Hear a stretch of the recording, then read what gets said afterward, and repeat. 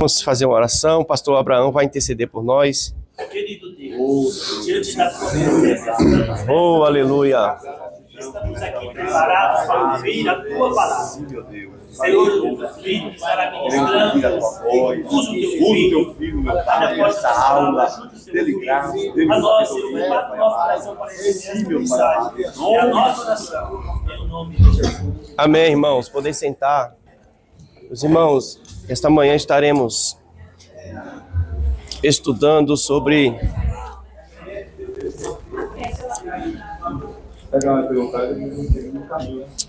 Jesus, o caminho, a verdade e a vida. Quero agradecer a presença dos irmãos que romperam a dificuldade, né, depois de uma semana de trabalho e acordar cedo, né, nesse frio, né? A maioria de nós temos alguma coisa para fazer em casa. Eu mesmo tenho muita coisa para fazer depois daqui, mas eu estava falando aí para o irmão, nosso diácono Severino, só mesmo quem ama a palavra de Deus, não é? Eu queria estar todo domingo aqui na sede. Eu gosto da escola dominical de lá também, mas eu trabalho no domingo sim, então isso aí me dificulta estar constante, não é? E é complicado. Mas vamos estudar hoje sobre... Semana passada o pastor Abraão ressaltou aqui a lição da humildade de Cristo, que é o episódio em que o pastor lava a pata das ovelhas.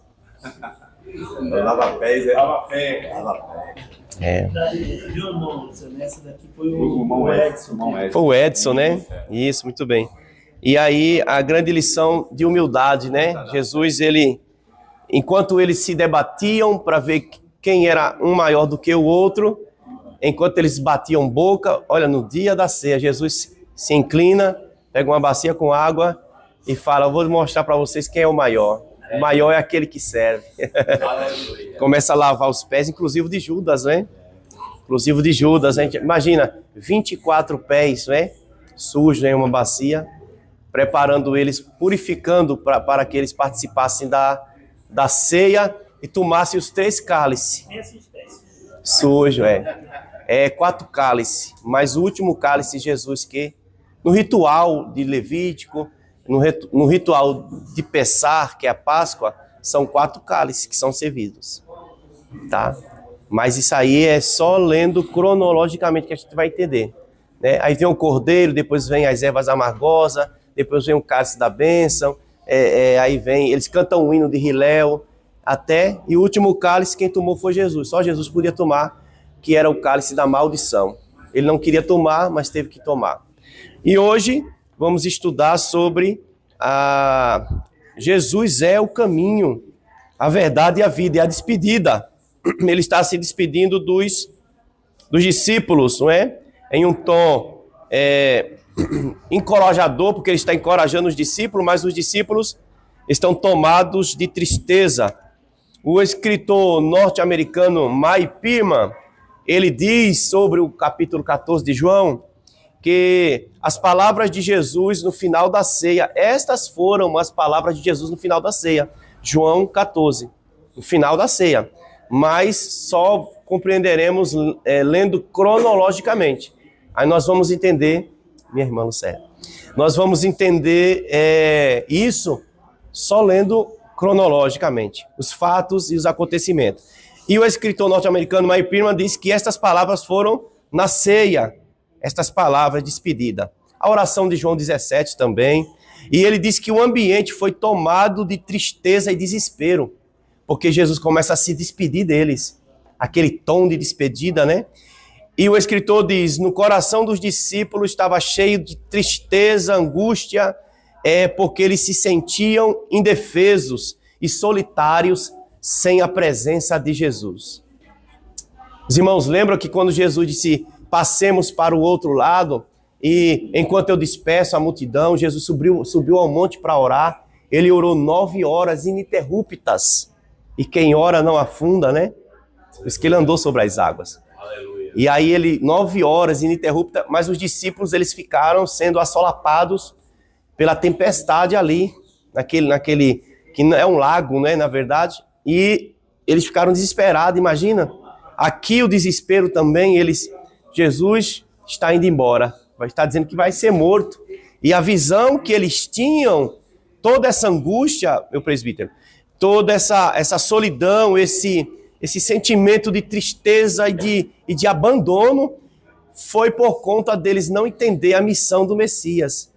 Porque se eles entendessem a missão do Messias, eles não estavam tão abatidos aqui. Tanto é que foi necessário Jesus dizer, não se turbe, porque o coração deles estavam muito turbados. Não se turbe o vosso coração. Crede em Deus. Crede, porque o justo vai viver da fé. Crede em Deus. Crede em mim, né? Crede em Deus. Na casa de meu pai há muitas moradas. Se não fosse assim, não vos teria dito, vou preparar lugar, e se eu for, eu voltarei e vos levarei para mim mesmo. Não é? A leitura bíblica, o texto áureo, enfim, o texto áureo, diz assim, alguém pode ler o texto áureo? Disse-lhe Jesus. Quem vai ler? Eu sou o caminho e a verdade e a vida.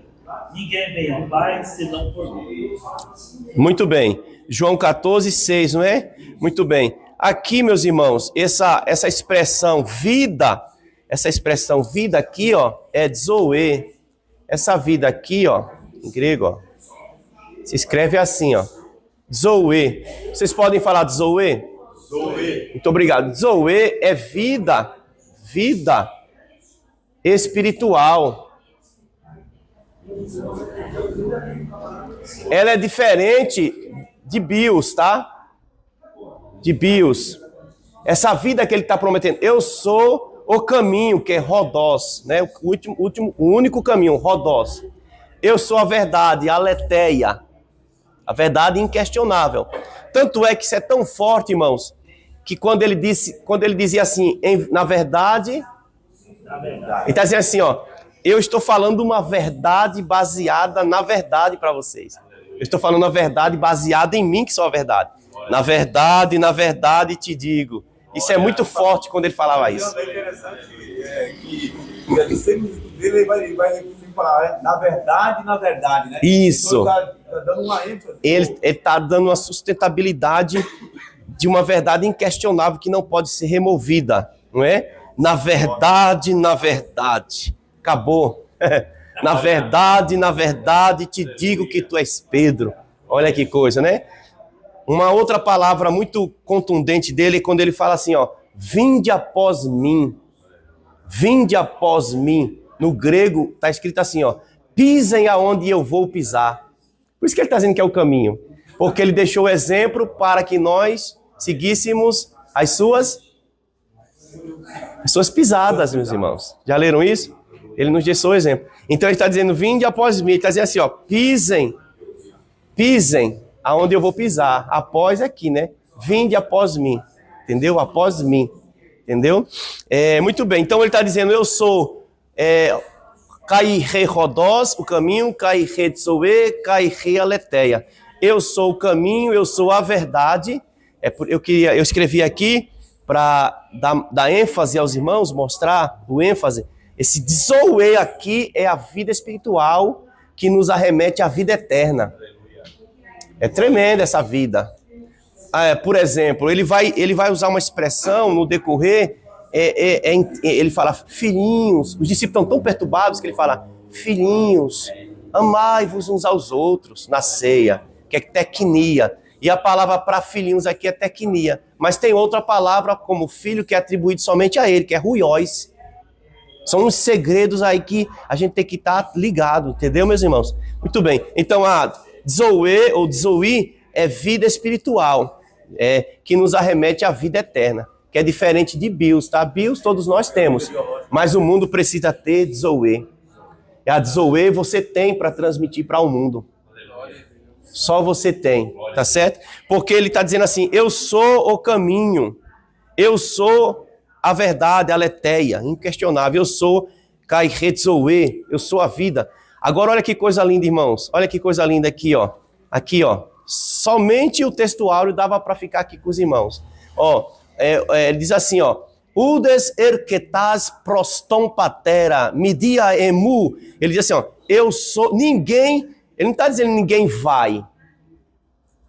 Porque se ele dissesse ninguém vai, poderia ser por Maria, poderia ser por Expedito, não é? Poderia ser por outros intermediários. Mas ele está dizendo, Udes erquetai proston patera. Ninguém vem para o Pai. Aí ele fala, na textual diz assim, se não por mim. Midiemo, aí o grego fala, se não através de mim. Glória. Ele está dizendo assim, eu sou o caminho. Glória. Ninguém vem para o Pai se não for através de mim. Por isso que o jovem filho na fé de Paulo, né? Ele diz, não há outro intercessor entre Deus e os homens, a não ser Jesus Cristo, o homem. Muito bem. Zoe, até aqui aí eu queria falar para os irmãos. Toda a vida, aqui toda a vida está em Deus e vem de Deus. Toda a vida está em Deus e vem de Deus. E essa vida é de Zoe. Aleluia. Jó 33:4, meus irmãos. Jó diz assim, o Espírito, olha que forte esse texto. O Espírito, vamos ler? O Espírito de Deus me formou e o sopro do Todo-Poderoso me deu vida. Glória.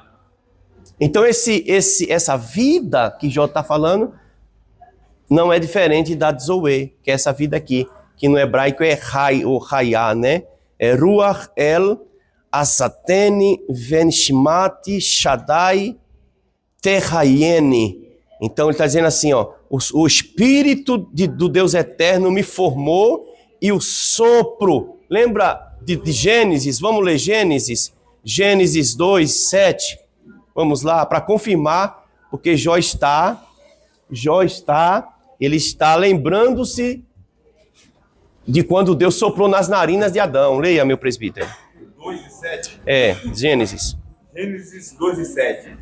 E formou o Senhor Deus o homem do pó da terra, e soprou em seus narizes o fôlego da vida, e o homem foi feito alma vivente. Quando ele soprou, ele está soprando o Ruach HaKadosh, né? Que é o Espírito. E aí o homem passou a ser alma vivente, que essa alma aqui que ele está falando aqui, é essa aqui, psique, né? Traduzindo, que vem de psicologia, essas coisas. O homem passou a ser uma alma pensante, uma alma vivente, pensante. Mas o que Deus está soprando no homem aqui é o seu espírito, né? Que é o Ruach. Ruach. Muito bem. Toda a vida está em Deus e toda a vida vem de Deus. Agora, meus irmãos, aqui, ele está dizendo, eu sou o caminho, eu sou a verdade, eu sou a vida. Ele está dizendo isso para os discípulos. Tomé indagou, Filipe indagou, nós não sabemos para onde tu vais. E como saberemos o caminho? Aí Jesus responde com estas palavras, não é? E aí Filipe é mais contundente e diz assim, mostra-nos o Pai. Olha como eles estão desesperados, irmãos. Olha como eles estão desesperados. Mostra-nos o Pai. Aí Jesus diz, Filipe, eu estou tanto tempo convosco, como dizes tu, mostra-nos o Pai? É agora que eu quero mostrar para vocês, É aqui que eu mostro para vocês, Aqui, meus irmãos, Aí Filipe diz assim, mostra-nos o Pai, eu quero ver o Pai. Dá para pegar aí, Joel? Eu quero ver o Pai. Aí ele fala assim, como dizes tu, mostra-nos o Pai? Tu não crê que eu estou no Pai? Que o Pai está em mim? Aleluia. Não é, meus irmãos? Deixa eu só colocar aqui na lousa, para ficar mais fácil, para os irmãos entenderem. Aqui, Pode cobrir aqui, meus irmãos? Aqui, Os irmãos enxergam aí? Aqui, Muito bem. Ele está dizendo assim, mostra-nos o Pai. Aí eu queria falar um pouco para os irmãos. Eu sei que há uma necessidade, né, de nós falarmos sobre isso. A Trindade, a palavra Trindade, não é? Por exemplo, eu sou o caminho, a verdade e a vida, né? átrio, lugar santo e santíssimo, primeiro e segundo céu. Ele sempre usa essa trilogia. Jesus sempre usa essa trilogia, né? Muito bem. Pai, Filho e Espírito Santo. Olha aí a trilogia. Só que a palavra trindade em si, ela não aparece na Bíblia. Agora, você jamais pode dizer, do ponto de vista, Ignaldo, da encarnação. Foi o que eu falei? Do ponto de vista da encarnação. Você não pode dizer, do ponto de vista da encarnação, que o Pai é o Filho. Do ponto de vista da encarnação, você não pode dizer que o Filho é o Espírito Santo. Do ponto de vista da encarnação, você não pode dizer que Deus é o Espírito Santo. Agora, do ponto divino, da unidade, diga comigo, unidade, entre as pessoas da divindade. Entre as pessoas da divindade. Que o teólogo, o renomado teólogo, que eu concordo com ele, já que a palavra trindade não aparece na Bíblia, deveria ser a deidade triuna. Porque Paulo vai falar na carta aos Colossenses que foi do agrado do Pai que habite no corpo do Filho toda a plenitude da divindade. Divindade, deidade, triuna. Porque, na verdade, a trindade dá a ideia de três deuses mesmo. Não é? Fica três irmãos em pé. Vem aqui, três irmãos, por gentileza. Três irmãos. Isso tem tudo a ver com o assunto. Aí, entrelaça os braços de vocês. Muito bem. Agora a gente tem que falar baixo, porque as irmãs estão dando aula lá embaixo, né? Senão atrapalha a gente. Ó. As irmãs falam baixinho e a gente fala um pouco mais alto aí, né? Diga assim, na unidade que há entre as pessoas da divindade,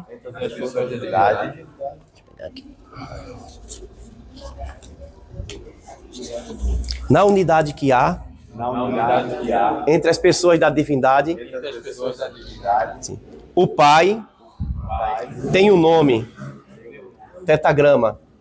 Todos me ajudem, tá? O Pai tem um nome. O Espírito tem um vínculo. Olha, irmão, ele é um vínculo. Eles são inseparáveis. Diga assim, o Filho tem um corpo, porque encarnou. Onde o Pai vai, o Espírito e o Pai vêm também. E aonde o Pai vai, o Espírito. Então essa é inseparáveis. Obrigado. Vou sentar. Agora, olha aqui, ó. Olha aqui para a lousa.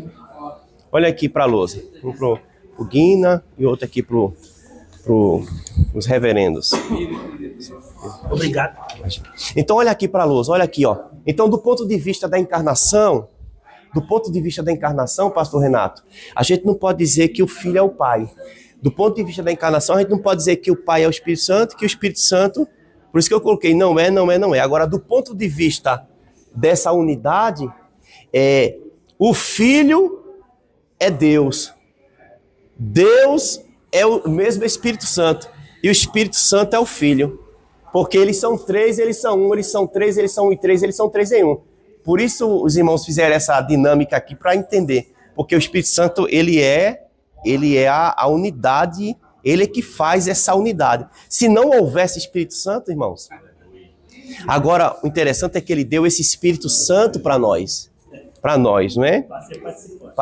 Para sermos um, porque ele ora lá em João 17, e ele diz assim, ó, ele fala algo que até hoje eu fico assim questionando como é que é, mas é só pelo Espírito Santo. Ele fala assim, eu te peço que eles... Como nós somos. É demais, eu acho, né? Eu olhei assim, Jesus, o Senhor está pedindo demais.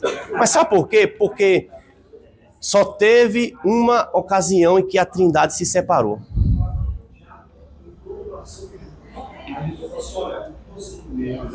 Onde foi no Calvário? No Calvário. Quando ele tomou o cálice da maldição, né? E ele se fez maldito por nós. Aí houve uma ruptura. Em tuas mãos eu entrego o meu espírito. Tá certo, meus irmãos? Isso é para pensar um pouco, né? Então tá aqui. E as comprovações tá aqui, né? Atos, mostrando que o Filho é Deus. João, eu e o Pai somos um. Salmos, disse o Senhor, meu Senhor, assenta-te aqui até que eu ponha os teus inimigos por debaixo dos teus pés. E tá dizendo também que o Pai é igual, é o Espírito Santo. E Hebreus 1:9. E Jesus expressa a imagem da sua pessoa, não é? Muito bem.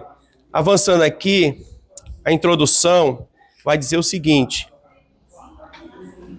A expressão eu sou o caminho, a verdade e a vida tem um significado especial para os cristãos em todo o mundo. Muito bem. Ela descreve de forma abrangente o Senhor Jesus na realização da obra de salvação.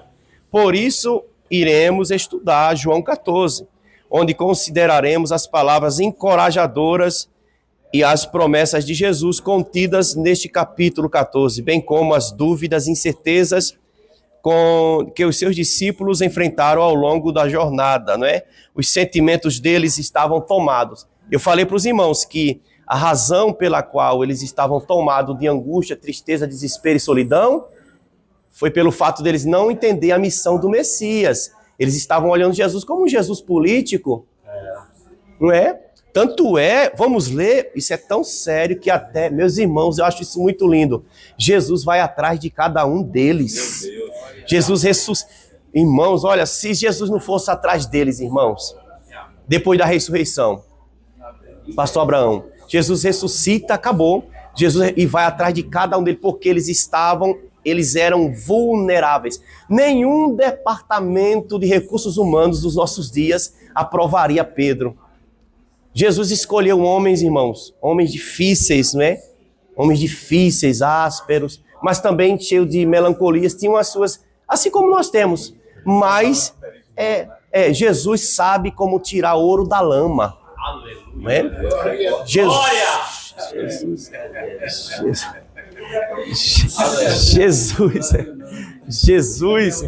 Jesus, Severino, lapidou os irmãos, exceto Judas, não é? Exceto Judas,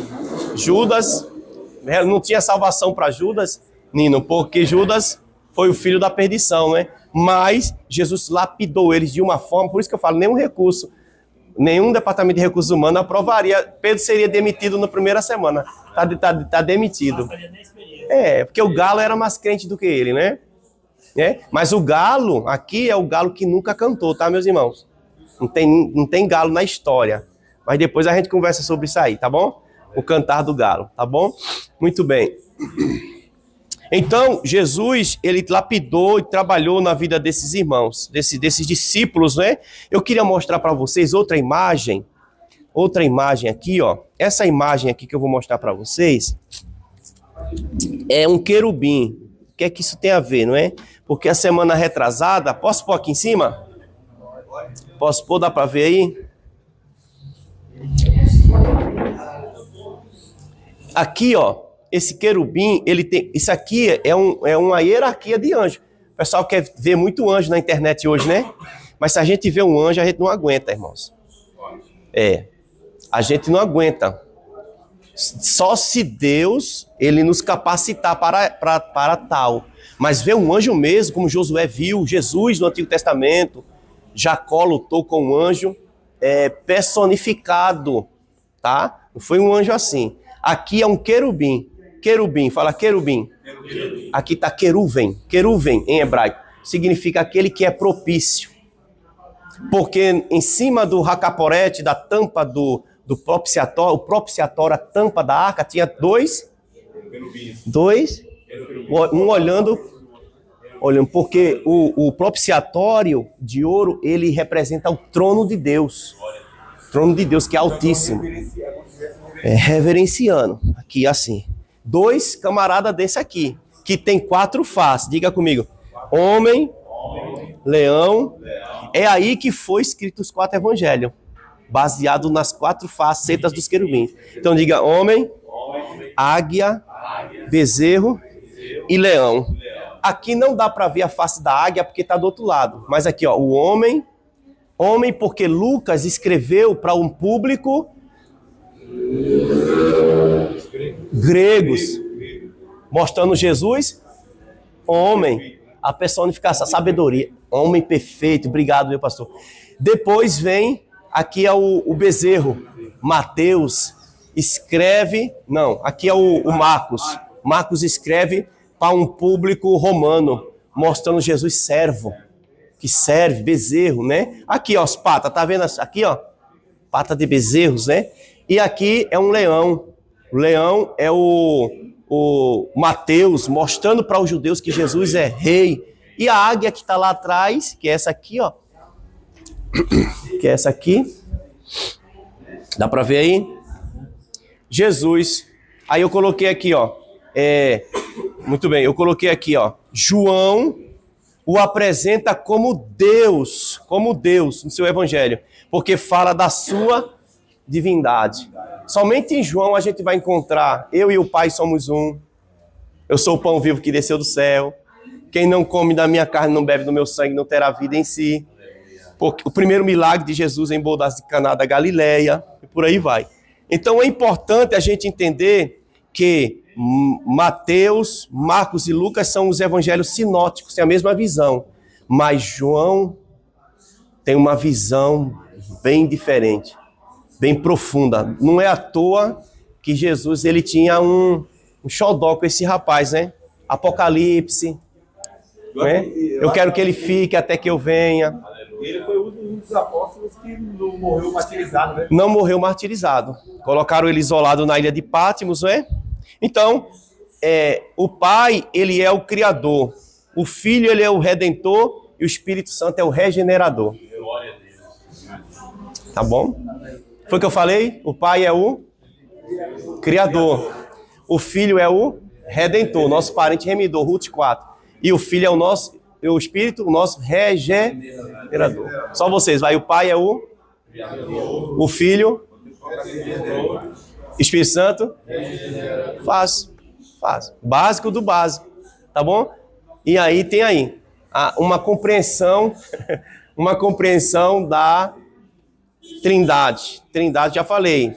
Isso aí foi lá no concílio lá, mas não tem na Bíblia. O certo seria a unidade entre as pessoas da divindade, que o próprio Paulo ele ensina sobre isso. Avançando um pouco mais, meus irmãos, quem pode ler para mim aí, depois da introdução, pastor Abraão, aqui, o consolo e promessa de Jesus. Eu sou o caminho. O caminho, a verdade e a vida. Muito bem. Desde o evento do capítulo 13, quando Jesus se juntou aos discípulos e lavou os seus pés, olha aí, proporcionando uma importante lição sobre liderança e humildade, o seu discurso não se limitou a esse capítulo. O Senhor fez um discurso de despedida no capítulo 14, que se inicia quando João 13:31. Nesse discurso, ele confere consolo aos discípulos ao afirmar que, após a sua morte, não estariam sozinhos. No versículo 4, o Senhor diz que os discípulos sabiam para onde ele ia. No entanto, Tomé respondeu que não sabia e questionou: como podemos saber o caminho? Por isso, Jesus esclarece que ele é o caminho, a verdade e a vida. E ninguém pode chegar ao Pai senão por meio dele. Esta afirmação de Jesus revela que ele é o único meio de alcançar o Pai. É a verdade que o revela e representa, assim, a verdadeira vida de Deus. Muito bem.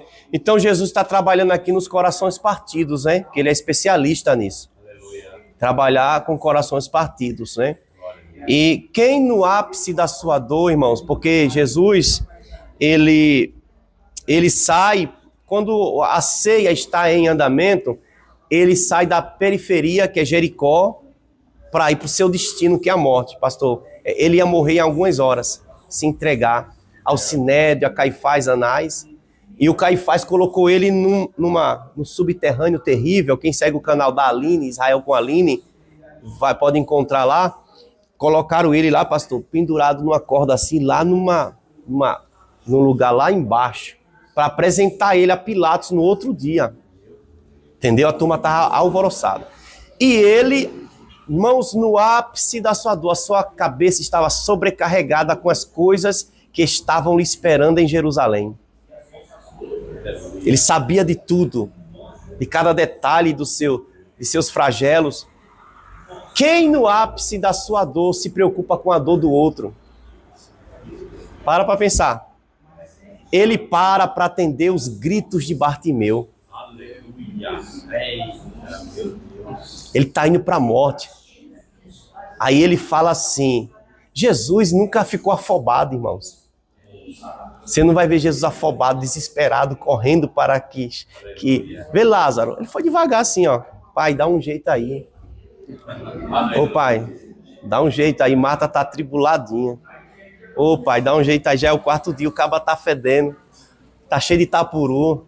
Meu pai, dá um jeito aí. Eu nem venci a morte ainda, pai. Mas eu vou ter que tirar o homem de lá. E aí ele para, irmãos, para ouvir, dentre tantos gritos, ele ouve um grito diferenciado, que é o grito de Bartimeu. Quando Davi, lá, que é o Davi verdadeiro mesmo, Davi rei, ele era preconceituoso com os cegos, manchos, aleijados. Ele recebeu Ziba ali, irmãos, porque ele tinha um voto com Jonathan. Sabe o Ziba, que era coxo de ambos os pés? Mas Davi falou, nem um cego... Mefibosete, muito bem, meu pastor. Aí, mas ele para, mas esse filho de Davi é diferente de Davi. É diferente. Ele para, ele não tem preconceito, não. Ele fala, manda chamar. E o cego vai lá, um miserável, desprezado, tantas cusparadas já tinha recebido, e Jesus faz uma pergunta, que queres? Que eu te faça. No ápice da sua dor, é isso que eu quero falar. Ele está indo para morrer, mas ele para atender o mais vil pecador, o mais miserável, né? Porque ele é especialista em trabalhar com corações partidos. Muito bem. Mas eu pedi para os irmãos ler uma referência lá em Marcos. Em Marcos, muito bem, Marcos, capítulo 16 de Marcos, por favor. Quando Jesus aparece a eles e repreende a incredulidade deles, né? Muito bem, Marcos. Cadê você, Marcos? Finalmente apareceu aos 12, capítulo 16, deixa eu ver se eu acho aqui a referência. É Marcos 16, 14. Leia, meu pastor. Finalmente apareceu Jesus aos 11. E lançou em rosto, né? Quando estavam à mesa. Sim. E censurou-lhes a incredulidade e dureza de coração, porque não deram crédito aos que o tinham visto já ressuscitar. Tá vendo? Olha só, eles estavam... Porque Jesus falou, vão ferir o pastor e as ovelhas ficarão espessas. Mas Jesus foi atrás de cada uma das suas ovelhas. É interessante o foco que Marcos aqui, o Marcos está dizendo que ele não acreditou, porque as mulheres já tinham ido lá visto, né?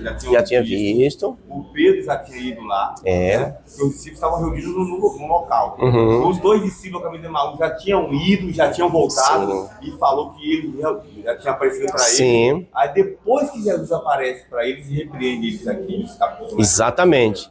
Aí tem uma tradução que fala, lançando-lhes em rosto a incredulidade, não é? Então, veja que coisa, irmãos, a incredulidade, né?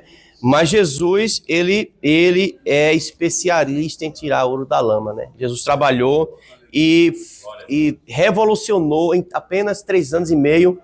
Jesus viveu muito mais do que um homem que vive 100 anos. Em 3 anos. Ninguém viveu abundantemente mais do que Jesus. Jesus nunca escreveu um livro, nunca teve um escritório, nem um consultório, mas ele é a maior inspiração de todos os escritores. Ele é o maior tema de todas as faculdades. Jesus, ele é o tudo em todos. Aleluia, glória a Deus. E a gente se alegra, a gente sente uma miserabilidade assim, né? Como Jesus pode amar um traste tão ruim como a gente, como eu, tá bom? Como eu.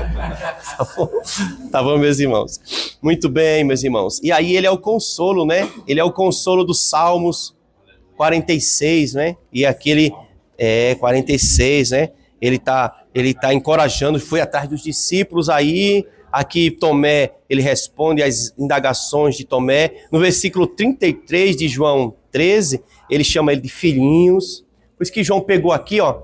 Aí, nas 3 emissivas do apóstolo João, ele vai falar, filhinhos, não pequei. Filhinhos, porque Jesus chamava eles de filhinhos. Primeiro chamou... primeiro chamou assim, vinde após mim. Quer dizer, pisem aonde eu vou pisar. Né? Aí depois chamou eles de servos. Depois chamou eles de apóstolo. Depois chamou eles de discípulos. Depois chamou eles de amigos. E depois chamou eles de filhinhos. Que o grau de intimidade vai... Olha aqui, irmão, para mim. Quem crê que Deus fala? Quem crê? O seu grau de intimidade com Deus nunca pode regredir. Ele começou chamando eles de apóstolos, discípulos, servos. Vós sereis meus amigos se fizerdes o que eu vos mando. Olha que coisa. E depois chama de filhinhos. Aí depois chama de igreja. Aí depois chama de noiva. É por isso que eu jogo na cabeça dos irmãos. Mas não pode, porque eles estão dando aula lá embaixo. Tá bom? Tem que usar o regulador aí do volume. Mas é muita coisa, né? É muita coisa, né? Muito bem. Corações partidos, o consolo, o pastor Abraão leu. Leia, pastor Abraão, o segundo tópico aí, o consolo num cenário de angústia. Foi o que eu falei.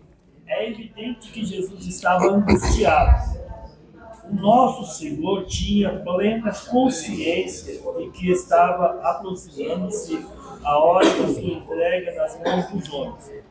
Em breve seria crucificado, morto e sepultado. Muito bem. Contudo, surpreendentemente, mesmo nesse contexto de dor, Jesus dirige-se aos seus discípulos com o intuito de confortá-los. Apesar da intensa pressão emocional, meu Deus, que ele revela que o sofrimento olha só, pela qual iria passar traria bem para todos. Assim sendo, aquilo que parecia uma derrota, glória, era na verdade uma vitória. Um fim trágico transformava-se num glorioso começo. Muito bem. Embora doloroso e angustiante, o caminho a seguir apontava para um cenário glorioso. Continue. Uma promessa. Uma promessa gloriosa. Jesus declarou que o caminho de Deus leva às moradas celestiais, preparada para os seus seguidores. A expressão casa de meu Pai refere-se ao céu, um lugar com muitas habitações para os fiéis em Cristo. Esta realidade espiritual futura proporciona uma esperança gloriosa para os santos. A Igreja de Cristo vive na expectativa do retorno de nosso Senhor. Apesar dos tempos trabalhosos pelas quais passamos, a promessa do arrebatamento da Igreja alegra Aleluia. e anima os corações dos fiéis. E nesse sentido, podemos experienciar um pouco do que nos aguarda no céu. Assim será que seremos convocados por Jesus para nos reunirmos num maravilhoso encontro com Ele nos céus. Muito bem. Então essas foram as palavras de consolo, né? E eu acho interessante, irmãos, porque eu fico imaginando o Tomé dizendo, não sabemos o caminho. Para onde a gente sabe? Para onde o Senhor vai? Não sabemos o caminho, não é? E Jesus já está dizendo, eu vou para o Pai, mas não vos deixarei órfão, eu enviarei outro Consolador, que é o Alus, né? E o Alus é o outro da mesma essência. Aí não é? Aí o filho fala, mostra o Pai. Porque se a gente for lá hoje, agora, direto, se arrebatado, a gente vai ver 2 tronos. Porque ainda falta o filho sujeitar todos os reinos do mundo. Porque a cruz não é o fim, irmãos. É importante a gente... Porque tem cristão que fala assim, não, a cruz, Jesus morreu, já era. Ressuscitou, já era, tô salvo. Não para por aí. A cruz é uma passagem para o outro lado. Para a dimensão do haja luz, né? Ele tinha que fazer, porque ele veio dos tabernáculos. Igual aquele hino do estilo Cavalhais, né? Ele desceu das mansões celestiais por minha culpa e sentou-se em um banco de réus pelos pecados meus. Então ele veio dos tabernáculos celestiais. A encarnação foi de dentro para fora. Só que ele precisava fazer o caminho de volta. E no caminho de volta ele tinha que passar pelo átrio, pelo altar de sacrifício, que é a cruz. Quantas pontas tem a cruz, meus irmãos? 4 pontas. Quantas pontas tem o altar de sacrifício?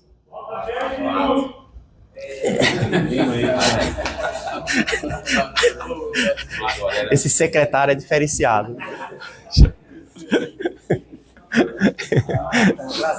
E ele fez o caminho de volta. No caminho de volta, a cruz, quando Satanás matou o inocente, perdeu o direito de matar. Entendeu? E Jesus, ele tomou o império da morte que estava nas mãos de Satanás. Você está entendendo? Porque esse Adão é diferente do primeiro. Esse segundo Adão, ele veio para arrebentar Satanás. E ele atacou Satanás por cima. Porque ele veio do sacerdócio de Melquisedeque. Ele não veio de Levi, ele é da tribo de Judá, sim, mas ele veio do sacerdócio de cima. Por isso que a igreja é do sacerdócio de cima, irmãos. Por isso que a igreja vai reinar na casa do meu Pai, que tem muitas moradas. E vai ter acesso à terra, porque céu e terra vai ser a mesma grei. A igreja vai habitar na cidade. E Deus, um pastor perguntou para mim, porque tem gente que quer aula pelo WhatsApp, pastor. E quer a resposta rápido. Meus irmãos, olha, aí perguntou uma pergunta forte, que cabe em nós, custa raciocínio. A gente não sabe de tudo, tá? A gente tem que pesquisar, tá? Custa tudo isso. E ele quer a resposta. A mesma pergunta que ele fez para mim, ele mandou para outro pastor. Aí outro pastor da FAESC mandou para mim. Eu falei, meu Deus, eu não tomei respondendo. Trabalhando e respondendo. Ele perguntou para mim assim, Israel no estado eterno, depois do milênio, como será? Israel vai ter o corpo glorificado? Israel, como é que vai ser? Israel não vai existir mais, somente a igreja e Deus, o estado eterno? Porque o milênio é uma coisa, o estado eterno é outra coisa. E aí, irmão, expliquei para ele lá, não daria tempo, né? Mas quem sabe em uma outra oportunidade a gente vai falar sobre um pouco de escatologia aqui. Vamos seguir? Muito bem. Aí eu coloquei aqui, ó, o cuidado que nós devemos ter. Quando Jesus fala, eu sou o caminho, a verdade e a vida. Nós temos que ter cuidado, mesmo como cristão, de nós não estarmos incluídos na parábola do semeador. Sabe aqueles 4 tipos de solo? Ó, eu anotei aqui para os irmãos, ó. Aqui, ó. Ó, eu anotei aqui para os irmãos, ó. Olha o cuidado, irmãos, ó. Por isso que muitas pessoas desistem, ó. Mateus 13, do 4 ao 9. No pé do caminho, a semente caiu no pé do caminho. No pé do caminho, irmãos. Tem muita gente no pé do caminho. Ele não está no caminho. Está no pé do caminho.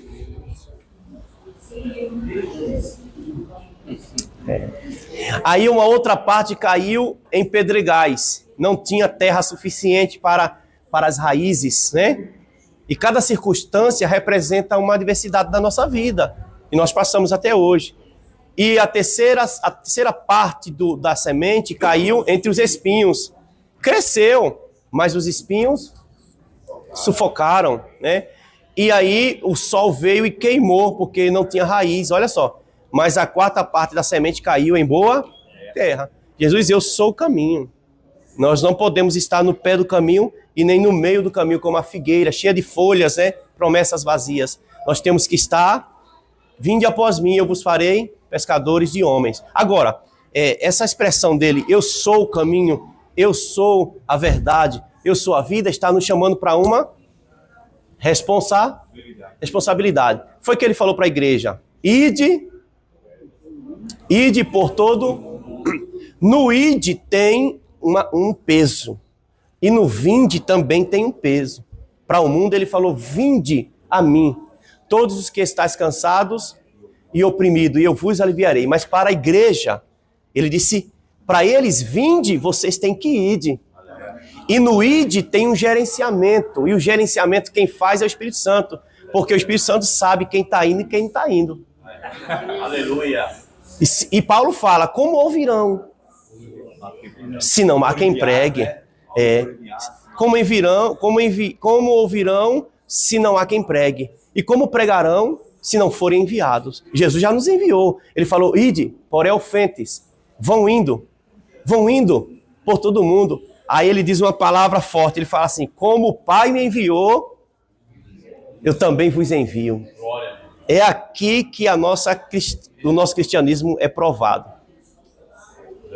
Como o Pai me enviou, eu também vos envio. Que nós possamos sair, irmãos, dessa escola assim pensando, né? Como está, que cristianismo eu tenho vivido? Porque o evangelho, ele é boas novas para os que vão ser salvos, mas é mais notícias para os que vão se perder. E nós temos essa mensagem, nós temos, né? Então ele não está dizendo isso à toa, eu sou o caminho. É o texto mais conhecido, até o pecador conhece. O pecador conhece aí, ó. Eu sou o caminho, eles sabem de cor, tá certo? Mas eles precisam que o reino de Deus seja nele. Eu trouxe uma figura aqui também para os irmãos verem, né? Que é também, olha que lindo, irmãos, ó. Ó. Que é o trono de Deus na visão de João, tá? Dá para ver aí? Dá para ver? Pega essa fita aí. Só um pedacito. Ei, meu presbítero. Aqui. Esse aqui é o trono de Deus na visão de Deus. Olha aqui o querubim, tá vendo? O querubim, irmãos, aqui, ó, ele nunca anda sozinho. Ele só vem com o trono de Deus e as rodas. Ele nunca vem sozinho. É na hierarquia dele, né? Que é querubins, serafins, arcanjos e tem outras hierarquias que a gente não conhece. Tá certo? Então aqui é o querubins. Eles são os guardiões do trono. Eu falei para os irmãos, vou repetir aqui, aí a gente conclui. Se a gente for lá agora, a gente vai ver 2 tronos. Porque falta o Pai sujeitar todas as coisas, o Filho sujeitar todas as coisas aos pés do Pai. Para que Deus seja tudo em todos. Estado eterno. É tremendo. Porque a cruz não é o fim. Entendeu? Jesus ainda vai vir, ele vai vir fazendo a limpeza de cima para baixo. E aí ele vai, alegrai-vos céus, porque os reinos do mundo vieram a pertencer ao nosso Deus, ao seu Cristo e a seu Pai. Aí, só que no estado eterno só vai ter um trono, porque o Pai vai habitar no corpo do Filho. O Filho não saiu do Pai? Glória a Deus. Maravilha. Por isso que ele falou, quem vencer se sentará comigo no meu trono, porque tem um trono que vai ficar vagante, é da igreja, é da igreja aquele trono. Só que se a gente for lá, porque ele tem um corpo, por isso que eu falei, fiz isso aqui, essa dinâmica com vocês 3, ilustrando a unidade entre as pessoas da divindade, tem 2 tronos, mas depois da consumação de tudo, é um trono só. Então você não vai ver o Espírito Santo, o Pai e o Filho, não, você vai ver Jesus glorificado e o Pai habitando no corpo do Filho. É uma coisa tremenda. E foi Paulo que falou isso. Mas a gente é cabeção e não lê a Bíblia.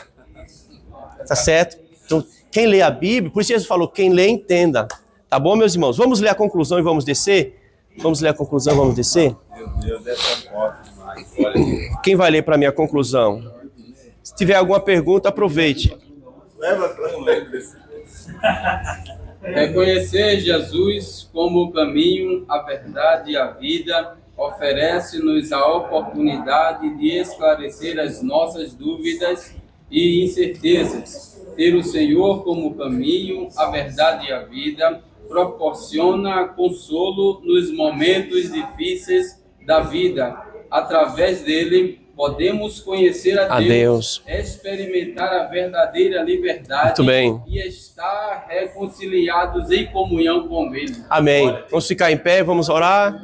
E aí, para não extrapolar aí como a semana, os outros dias. Tá bom?